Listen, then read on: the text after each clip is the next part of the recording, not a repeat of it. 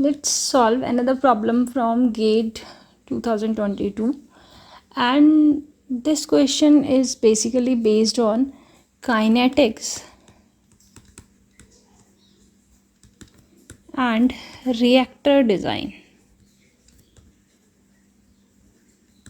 And the question is, which one of the following statement is not correct with respect to a batch reactor? No reactant is added after the reactor has started operation. Option B is no product is withdrawn during the course of reactor operation. Next option is the reactor operates under a steady state, and the fourth one is the reactor operation is carried out for a pre-specified duration. Okay, let's try to understand this concept. Actually, in case of a batch reactor, the reactant are added at the start. Okay, so simply this option is true.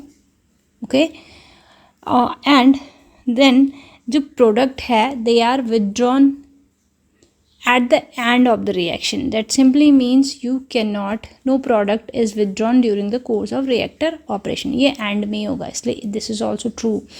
And since the reactor operates without continuous input or output during operation, this system is not at steady state.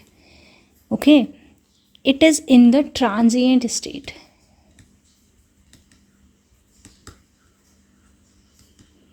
Okay, and where conditions change over time, and unlike the steady state reactors. So this is also true. ये pre specified duration के लिए होता है. It simply means the option जो incorrect होगा that will be your option number C.